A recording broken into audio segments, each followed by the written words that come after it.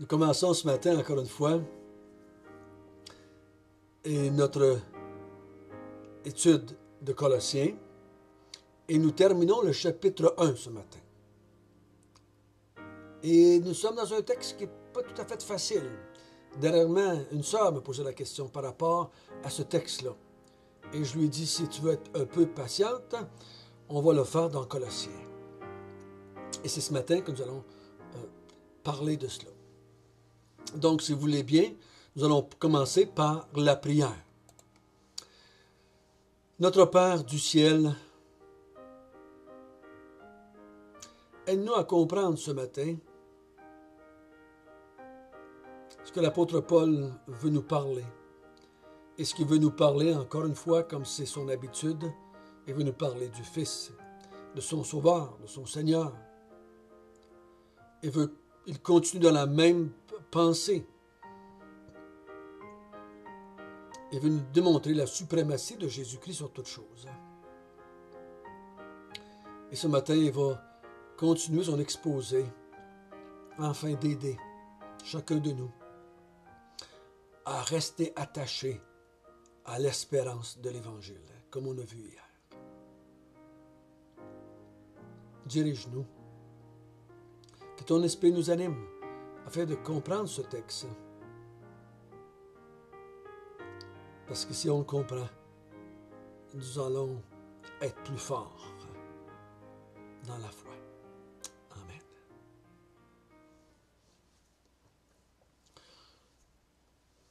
On a vu jusqu'à date la suprématie de Jésus-Christ.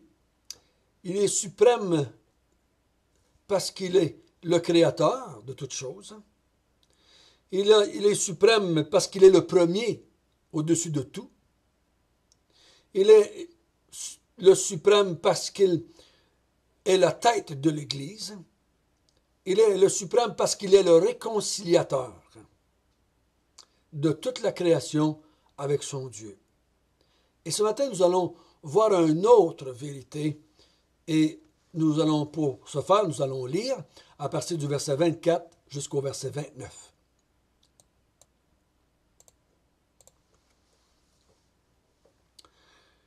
Je me réjouis maintenant dans mes souffrances pour vous. À ce qui manque aux souffrances de Christ, je l'achève en ma chair, pour son corps, qui est l'Église.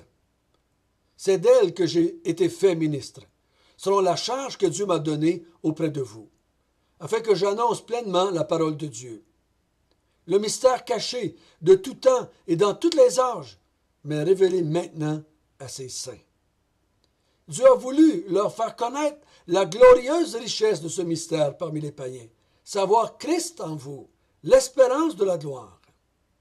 C'est lui que nous annonçons, exhortant tout homme, instruisant tout homme en toute sagesse, afin de présenter à Dieu tout homme devenu parfait en Christ. C'est à quoi je travaille, en combattant avec sa force qui agit puissamment en moi.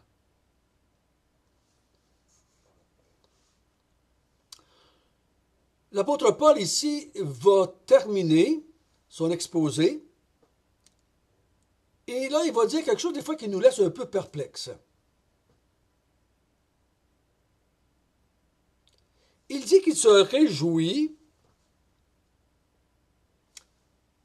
des souffrances qu'il a. Je ne pense pas qu'il est à Mazo, là. Je ne pense pas que Paul aimait souffrir. Il dit, je me réjouis maintenant dans mes souffrances pour vous, Colossiens, pour l'Église. Et ce qui manque aux souffrances de Christ, je l'achève en ma chair, pour son corps qui est l'Église. De quoi est-ce qu'il parle? Qu'est-ce qui manque aux souffrances de Christ? Ben, une chose qu'il nous faut éliminer tout de suite. C'est que les souffrances de Paul ne sont pas salvatrices. Ce que je veux dire par là,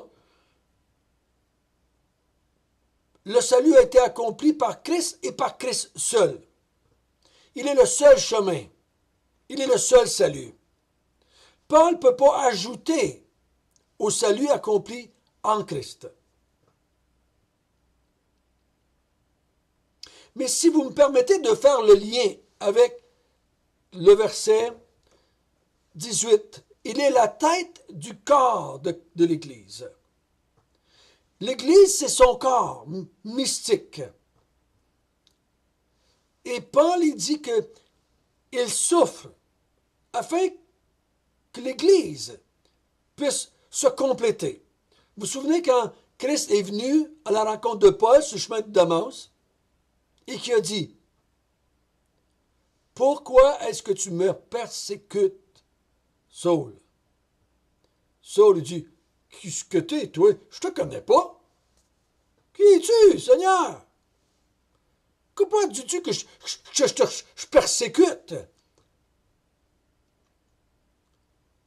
Mais chaque fois que tu as persécuté un de mes enfants, tu me persécutais moi. Parce que c'est mon corps. Je crois qu'il faut faire un lien ici, dans cette direction-là. Il dit que Christ, maintenant, dans son corps qui est l'Église, souffre encore, afin que d'achever la mise en place de l'Église, pour son corps qui est l'Église. Il souffre pour son corps qui est l'Église. Non pas pour sauver son corps qui est l'Église, mais pour mettre en place l'Église. Et je me réjouis des souffrances, parce que mes souffrances vont permettre que je puisse aller atteindre d'autres élus. Il va dire, il dit, j'accepte. Ailleurs, il dit, j'accepte toutes les souffrances possibles, imaginables, afin que les élus entendent la vérité et qu'ils viennent à l'Évangile. Donc, dans ce sens, ce qui manque aux souffrances de Christ, pas souffrance pour sauver le monde, mais souffrance pour bâtir l'Église, souffrance parce que c'est lui qui bâtit, je bâtirai mon Église, et pour bâtir l'Église, il se sert de l'Église, il se sert de son corps, et son corps souffre afin de compléter le corps, afin d'emmener les autres qui ne sont pas encore dans le corps. Donc, c'est pour ça que Paul dit, je me réjouis des souffrances que j'ai, parce que ces souffrances-là ont permis le salut de d'autres qui sont maintenant dans le corps. Et Christ souffre parce que l'Église souffre. Comme Christ était persécuté, parce que l'Église était persécutée. Christ est rejeté parce que l'Église est rejetée. Christ est haï parce que l'Église est haïe par le monde. Donc, ce que les gens font à l'Église, ils le font directement à Christ. Donc, les souffrances qui nous sont dédiées, qui nous sont données par le monde, Christ les souffre et il accepte de les souffrir dans son corps mystique que l'Église, pour que le restant de l'Église se mette en place. J'espère que ça vous aide à comprendre. Il y a peut-être d'autres explications. Si vous en trouvez une meilleure, en lisant ou en écoutant quelqu'un d'autre, faites-moi le plaisir de me le dire afin que je puisse peut-être clarifier encore mieux ce verset qui n'est pas toujours facile. Paul dit, ensuite au verset 25, « C'est d'elle que j'étais fait ministre, de l'Église. » Il dit, « J'étais fait serviteur ou ministre de l'Église, afin que je vous annonce pleinement la parole de Dieu. » Donc il dit, « Je souffre parce que je suis un serviteur de l'Église, et mon but, mon mandat, mon ministère, c'est que j'annonce la parole de Dieu, cette parole par laquelle les gens puissent être sauvés. Et dans cette parole est caché le mystère de tout temps et de tous les âges, mais maintenant révélé à ses saints. » Donc, les saints entendent, les saints, c'est on pourrait écrire les choisis, les élus entendent la parole de l'Évangile, la pleine parole de Dieu, et à travers cette parole, ils reçoivent la révélation du mystère caché de tous les temps. Quel est donc ce mystère révélé? Ce mystère qui était caché. Le mot mystère ne veut pas dire quelque chose d'incompréhensible, comme on disait quand on était catholique. C'est un mystère. Ah, c'est un mystère. Un mystère, c'est quelque chose qu'on ne comprenait pas. Le mot mystère ici a le sens de quelque chose qui était caché. C'est pour ça qu'il dit le mystère caché. Hein? Caché de tout temps, de tout âge. Dans l'Ancien Testament, il a été impensable. Hein?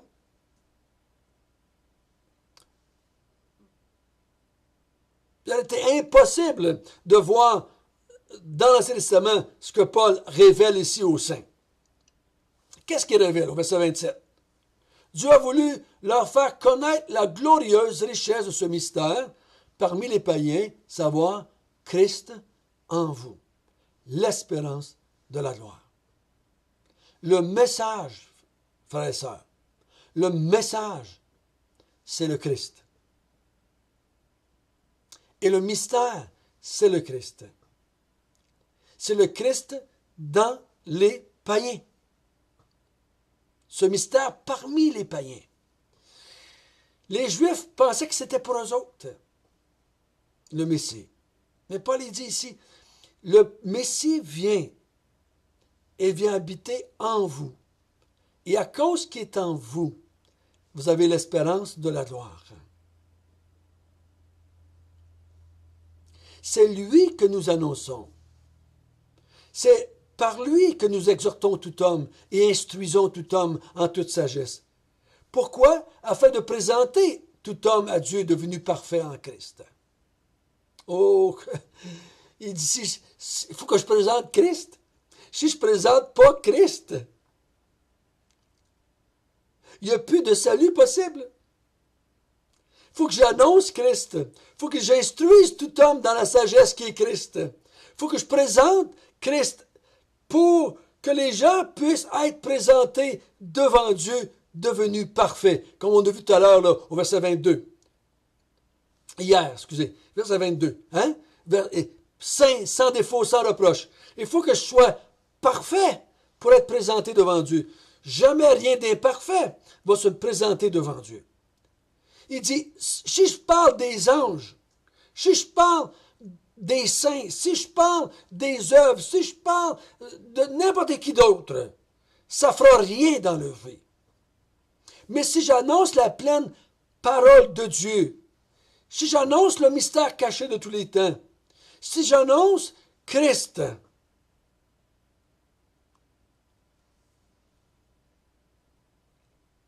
aux païens, je vais pouvoir les présenter à Dieu parfait.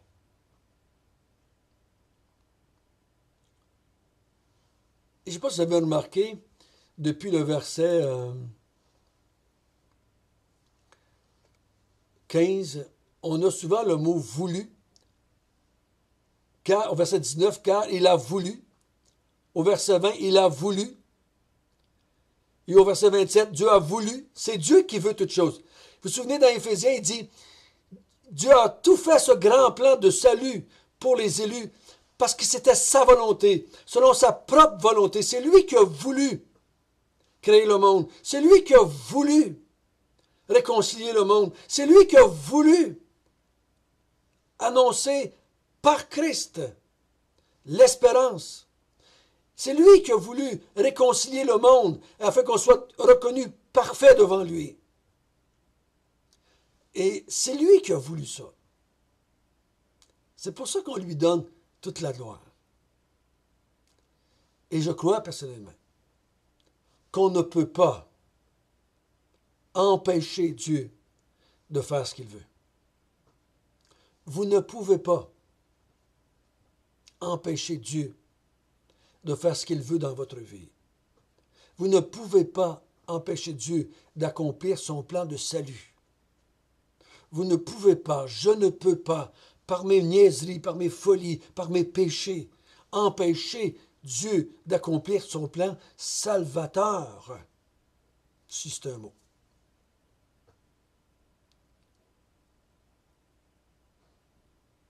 Il veut, il l'a voulu ainsi. Donc, comment est-ce qu'il démontre ici la supériorité de Jésus ou la suprématie de Jésus, parce que c'est le seul nom que je peux prêcher.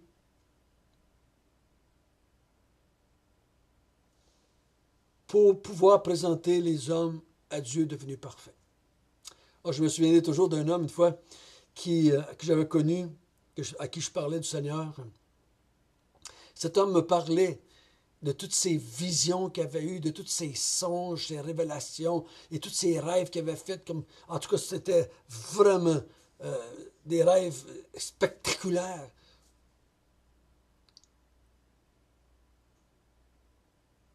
Et il disait ça aux gens avec qui il témoignait, parce que c'est un homme qui témoignait beaucoup. Mais malheureusement, il ne témoignait pas de Jésus.